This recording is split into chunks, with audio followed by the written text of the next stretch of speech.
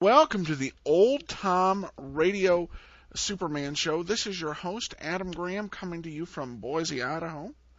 At last, we left Lois Lane. She was being lured into a completely obvious trap.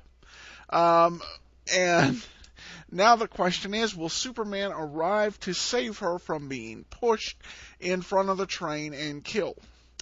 But before we get into the show, I want to encourage you to please check out Laser and Sword magazine. We bring you this serial fiction because we offer modern-day serial fiction for your enjoyment. Lasersword.adamsweb.us, issue 5 coming shortly.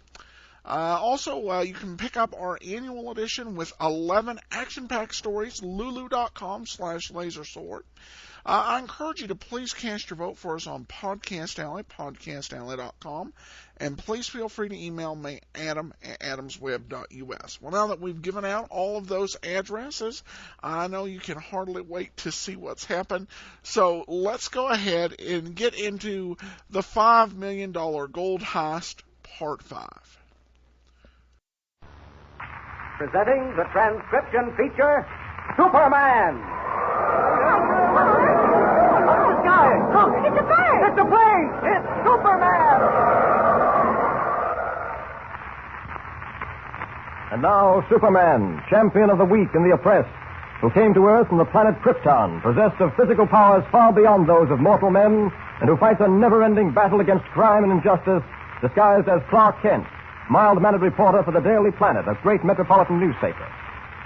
As you remember, Kent and Lois Lane were faced with solving the baffling mystery of the disappearance of a special armored freight car bearing $5 million in gold to the Metropolis Bank. Kent, as Superman, flew along the route traveled by the freight car, but found no clues, nothing but a large emerald that had apparently fallen out of someone's ring. Meanwhile, danger threatens Lois at the railroad terminal in Metropolis. As our story opens today, two tough characters who had been watching her as she questioned various railroad employees are plotting serious harm. Listen. Hey, Leslie. Oh, there you are, Crumb. Did you telephone the boss? Yeah, he says to get rid of those two reporters who've been asking questions of everybody. Gee, Crumb, I don't know. I don't see why we have to kill anybody just because they're asking questions. Well, the boss thinks people who ask too many questions now may find out some embarrassing answers later on. Oh. He believes in getting rid of them right away. Uh-huh. Hey. Yes? I just see the girl.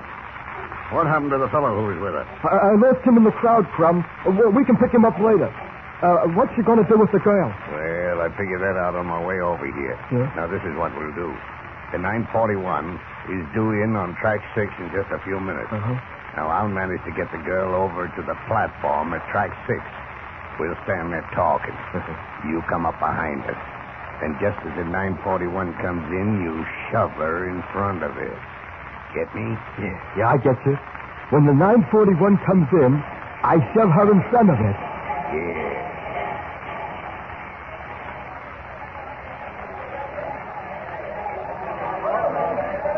So far, you haven't told me much I don't already know. Yeah, perhaps you'd better tell me all you do know, miss. Then maybe I can tell you a few things you don't know. Well, I know that a freight car, specially armored and carrying 5 guards, vanished mysteriously on the way here from Bolton. Yeah, I know that. The car was carrying $5 million in gold for the Metropolis National Bank. Now, although that freight car was still attached to the train at Bolton, when the train arrived here this morning, the car had completely disappeared. What amazes me is... Oh, here comes the 941 now. Say, don't you think we're standing a little too close to the edge of the platform? We'd better step back. Oh, no, I don't think we're too close. Well, I think we'd better step back anyway. It always frightens me a little to be too close.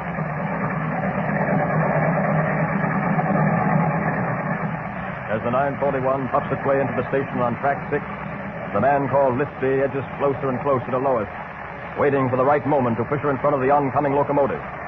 Meanwhile, Clark Kent, returned from Bolton, enters the terminal and begins to look for Lois.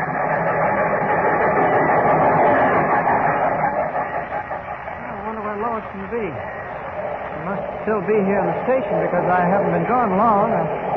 Oh, there she is at the other end of this platform talking to some man. I'd better go down and... Wait. That man coming up behind her. Something funny about him. I wonder... He's pushed her onto the track in front of this train. This is a job for Superman. I'll grab the last car and hold the train back. Here now.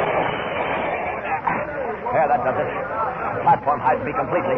With my feet dug into the railroad ties, I can hold this train back as long as necessary. The engineer has applied the brake. My work is done. Girl, all right? You just bruised a little. Anybody get the guy who pushed her? Oh, happened so quickly, no one had a chance to grab him. He got away in the crowd. Well, I'll say one thing. She's lucky to be alive. How the engineer brought that train to a stop so quickly is beyond me. Yes, sir. It was all... And so, once again, unknown to Lois Lane, Clark Kent, as Superman, is the instrument of saving her from death. Later in the day, when Lois has recovered from the shock of her experience, she and Kent are sent by Editor White to the Metropolis National Bank, there to cover the story of a meeting between Inspector Neely of the police and Reginald Van Doren, president of the bank. Listen. Please make yourself comfortable. Mr. Kent, you may sit here. Miss Lane over there. Inspector over here. Thank you. Inspector, you can well realize this has been the most harrowing day of my life.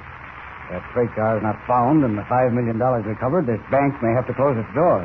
Well, the bank has reserves, hasn't it, Mr. Van Doren? Oh, yes, Mr. Kent. We have another $2 million. As a last resort, I may have to have that brought on here to cover my deposit. Mr. Van Doren, would you mind giving me all the details as to that gold shipment, the number of gold bricks, the numbers on them, and all the rest of it? Glad to, Inspector. My secretary, Mr. Fortune, has those figures. Fine. Yes, Mr. Van Doren? Fortune, bring in the figures on the gold shipment, please. Certainly, sir. My, that's an odd name, Mr. Fortune. Quite appropriate for the secretary of a bank. Yes, sir. Fortune's been with me many years. Invaluable man. As a matter of fact, I presented him not long ago with a sort of token of the bank's esteem and gratitude for his years of service. Oh, did you? Yes, a rather unusual ring containing one of the largest emeralds I've ever seen. A large emerald? Yes. You seem interested, Mr. Kent. I'll ask Fortune to show it to you. Here he is now. The figures you wanted, Mr. Van Doren. Thank you. Oh, Fortune, I see you're not wearing your ring. One the bank gave you some time ago. No, sir, Mr. Kent here wanted to see it. He's interested in precious stones. Do you have it with you? No, sir, I haven't. You usually wear it all the time. What is Mr. Van Doren, I was hoping I wouldn't have to tell you. The truth is, sir, I've lost the emerald. You what? Yes, sir. Must have worked loose in the ring and fallen out. And I'm going to put an ad in the paper, sir. I don't think that would be necessary, Mr. Fortune. What's that, sir? This must be the emerald you lost. Why, where did you get that beautiful emerald? I picked it up at the railroad terminal this morning. You must have been down at the terminal, Fortune. Yes, I was. Are you sure of that, Fortune? I thought you told me you'd spent the morning here at the office. Well, I did, except for a short time. I went down to see the shipment come in. Mr. Kent, I don't know how to thank you. Oh, glad to be able to return it to you. You're sure you found it at the terminal, Mr. Kent? Could you have lost it anywhere else? Why, no, I don't think it. You asked that question in a sort of peculiar way, Mr. Kent. Not at all, Mr. Fortune. I just thought I'd ask. You see, it's a reporter's job to ask questions. And funny thing, he usually gets the right answer.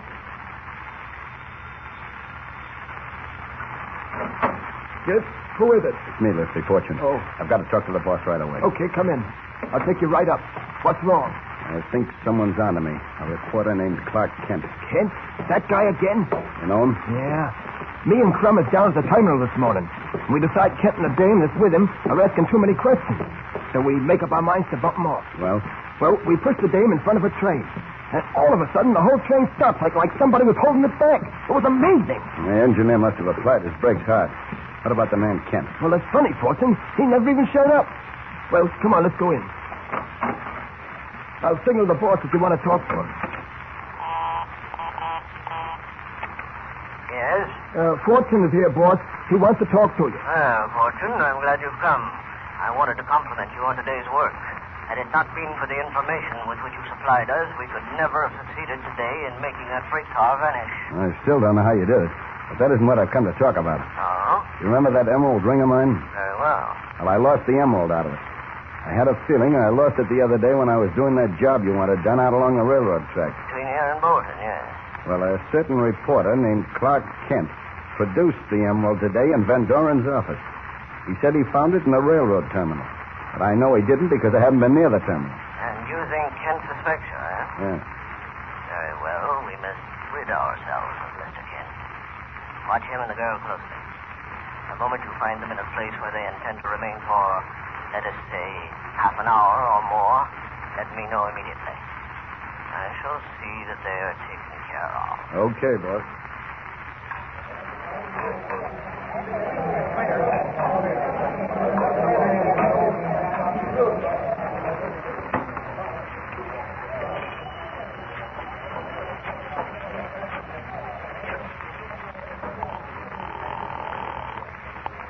Yes?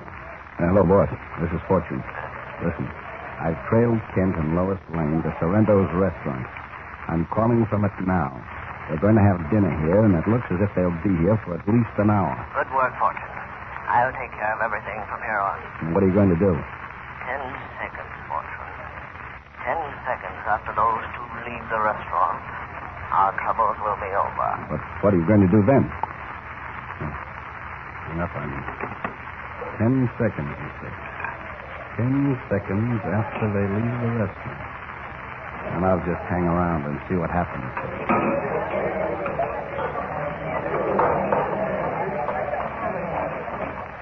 Frankly, Clark, I don't see why you can't leave this entire mystery to the police. You're not a detective, you know. Well, you don't have to keep throwing it up to me, Lois. No harm trying to solve the darn thing. Are you finished? Mm-hmm. Well, then what do you say to taking in a movie, huh? Oh, that's a swell idea. Take our minds off disappearing freight cars and such anyway. Okay, then let's go. I'll pay the check and be right with you. Waiter. They're leaving now. 10 seconds after they step through that door to the street, it'll be all over. 10 seconds, and Mr. Kent will never bother us again. Well, you all set, Lois? Oh, wait a minute. Quite a gale blowing outside. I'd better wear this fur piece instead of carrying it. All right. Here, let me help you. There. Thank you. All right, let's go. Taxi, sir? Taxi? No, thanks. We'll walk. 10 seconds. Yes, 10 seconds, the boss said. 10 seconds after Lois and Clark reached the street. What has the boss in store for our friends? What will happen within the next 10 seconds? And by the way, have you solved the mystery of the vanished freight car? Then be sure to hear the next episode of our story with Superman. And remember, tune in the next thrilling installment of the transcription feature, Superman. Up in the sky. Look! It's a bird! It's a plane! It's Superman!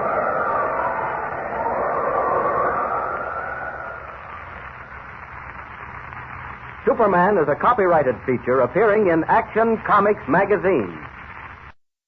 Welcome back. You know, I'm beginning to see some inconsistency in the Lois Lane character. She's like, $5 million, disappearing train, $5 million gone. Oh, you know, Clark, why don't you just leave that to the police? You know, last time it was like, oh, Clark Kent is such a coward. Perhaps you've got some multiple writers working here, because it seems some pretty big inconsistency from the Invisible Man to this series, as well as, you know, this is not the Lois Lane that we're used to. Lois Lane gets into trouble. Lois Lane does not say, well, just leave it to the police, you know, or leave it to another paper. Let somebody else get the Pulitzer. I've got enough. I also have to say, you know, thinking about this, I think that it's kind of odd. Anybody asking questions, we go ahead and we kill. Doesn't that arouse more suspicion? Plus, it kind of makes the reporter's job dangerous if they're not getting good answers. While I don't know, it just does not make sense. But this is Superman 1940 villains, so we'll kind of accept that they don't necessarily have to have a logical thought process. I do want to say for the record, no show. I have not figured out how the $5 million disappeared in the car. Hopefully, I will be able to give a better answer after episode 3. So we will see you then. For now, though, this is your host, Adam Graham, signing off.